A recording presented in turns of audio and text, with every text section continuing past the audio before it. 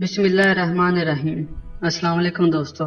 नाज़रीन, एक बादशाह अपने महल की छत पर चहलकदमी कर रहा था।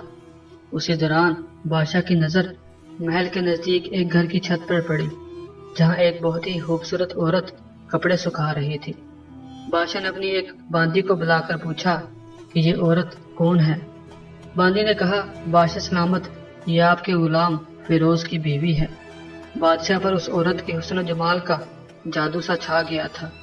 बादशाह उस हसीनो जमील औरत तक पहुंचने के तरीके सोचने लगा। उसने अपने गुलाम फिरोज को बुला भेजा। जब फिरोज हाजिर हुआ तो बादशाह कहने लगा, फिरोज, हमारा ये खत फलां मुल्क के बादशाह को दे आओ, और हाँ, उसकी खत का जवाब भी साथ ही लेते आना। फिरोज इस खत को लेकर घर वापस आ गया और खत को अपने तकिए के नीचे रख दिया और सफर के सामान की तैयारी करने लगा। रात गुजारी और सुबह मंजिल मकसूद की तरफ रवाना हो गया, इस बात से ला इलम कि बादशाह ने उसके साथ क्या चाल चली है। इधर फिरोज जैसे ही नजरों से ओझल हुआ, बादशाह चुपके से फिरोज के घर पहुंच गया और आहिस्ता से फिरोज के घर का दरवाजा खटखटाने लगा। फिरोज की बीवी ने दरवाजे की आड़ में पूछा, कौन है? बादशाह कहने लगा, मैं तुम्हारे शोहर का मालिक और बादशाह हूँ। फिरोज की बीवी ने यह सुनकर दरवाजा खोल दिया। बादशाह अंदर आकर बैठ गया। फिरोज की बीवी बादशाह को अपने घर देखकर बहुत हैरान हुई और बादशाह हुजूर से अपने गरीब खाने में आने की वजह दरियाफ्त करने लगी। बादशाह ने कहा, मैं यहाँ मेहमान बनकर आया हूँ। फिरोज की बीवी एक नेक और समझदार खतून थी। बीवी ने बादशाह का मतलब समझते हुए कहा कि मैं अल्लाह की पनाह चाहती हूँ। आपके इस तरह आने में मुझे कोई खैर नजर नहीं आती। बादशाह ये सुनकर गुस्से में आ गया और कहने लगा, ऐ लड़की, शायद तुमने मुझे पहचाना नहीं। मैं बादशाह हूँ और तुम्हारे शोहर का मालिक।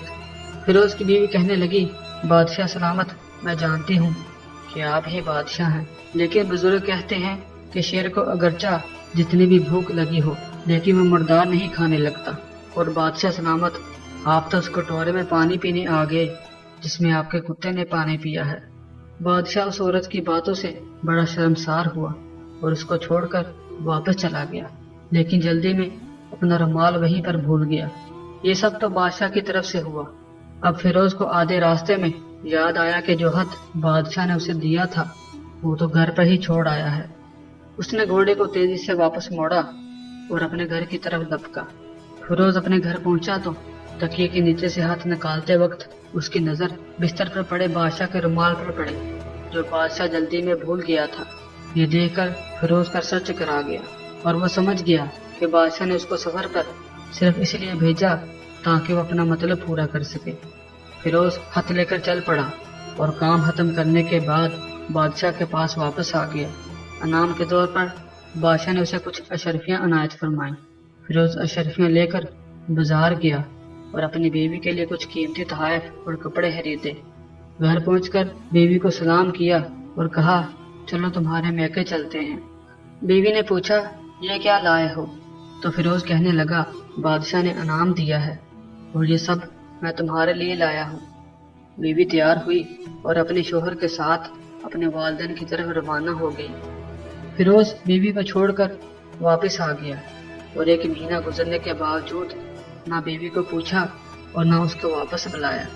कुछ दिन ही गुजरे कि उसके साले उससे मिलने आ गए और कहने लगे कि हमें तुम हमारी बहन से गुस्से और नाराजगी की वजह बताओ या फिर हम तुम्हें काजी के सामने पेश करेंगे।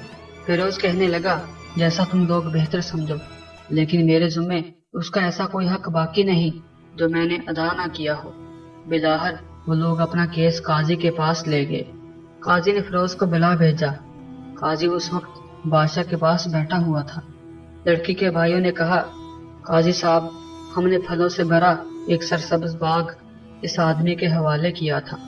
इसने हमारा बाग उजाड़ दिया, सारे फल खा लिए और दरख्त काट दिए। काजी फिरोज की तरफ मुतवज्जा हुआ। फिरोज ने कहा, काजी साहब, जो बाग मुझे दिया गया था वो इससे बेहतर हालत में मैंने इन्हें वापस किया है। काजी अब इन भाइयों की तरफ मुतवज्जा हुआ। उन्होंने कहा, हाँ, वैसे ही हालत में वापस किया है, लेकिन हम इससे बाग वापस करने की वजह पूछना चाहते हैं। काजी कहने लगा, हाँ फिरोज, क्या कहते हो? فیروز نے کہا، قاضی صاحب، میں باغ کسی بغض یا نفرت کی وجہ سے نہیں چھوڑا، بلکہ اس لیے چھوڑا کہ ایک دن میں باغ میں داخل ہوا تو میں نے وہاں شیر کے پنجوں کے نشان دیکھے۔ بس مجھے خوف ہوا کہ شیر مجھے کوئی نقصان نہ پہنچا دے، اس لیے شیر کے اکرام کی وجہ سے میں نے باغ میں جانا بند کر دیا۔ بادشاہ جو ٹیک لگائے یہ سب باتیں سن رہا تھا، سب سمجھ گیا اور کہنے لگا، فیروز، اپنے باغ کی طرف امن اور مطمئن ہو کر جاؤ۔ واللہ اس میں کوئی شک نہیں کہ شیر تمہارے باغ آیا تھا، لیکن وہ وہاں پر نہ تو کوئی اثر چھوڑ سکا، نہ کوئی پتا توڑ سکا اور نہ ہی کوئی پھل کھا سکا۔ وہ وہاں پر تھوڑی دیر ٹھہرا اور مایوس ہو کر واپس لوٹ گیا۔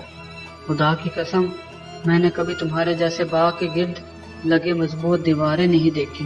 اور کیس برخاست ہو گیا۔ فیروز اپنے گھر لوٹ آیا اور اپنی بیوی کو بھی واپس لے آیا۔ نہ تو قاضی کو پتا چلا اور نہ ہی کسی اور کو کہ ماجرا کیا تھا۔ ناظرین، ایک بیوی یا حامد کا ہونا دنیا میں کسی جنت سے کم نہیں، مگر شک کی ایک چھوٹی سی چنگاری آپ کے بسے بسائے گھر کو تباہ کر دیتی ہے۔ اس لیے کبھی بھی ان معاملات میں جلد بازی نہ کرو اور اپنے گھروں کو اجڑنے سے بچائے رکھو، کہ وہ بہتر ہے اپنے اہل و عیال کے راز چھپانا، اپنے گھروں کے بھید کسی پر ظاہر نہ ہونے دو۔ اللہ ہمارے گھروں کو خوشیوں سے بھر دے اور ہمارے اہل و عیال کو اپنے حفظ و امان میں رکھے، آمین۔ امید ہے آپ لوگوں کو یہ ویڈیو ضرور پسند آئی ہوگی۔ اپنی محبت کا اظہار اس ویڈیو کو لائک اور شیئر کر کے کریں۔ مزید ویڈیوز دیکھنے کے لیے ہمارے چینل کو سبسکرائب کریں اور دن کی تازہ ترین اپڈیٹس کے لیے چینل پر موجود گھنٹی کے بٹن کو دبا دیں تاکہ ہماری ہر نئی آنے والی ویڈیو سب سے پہلے آپ تک پہنچے۔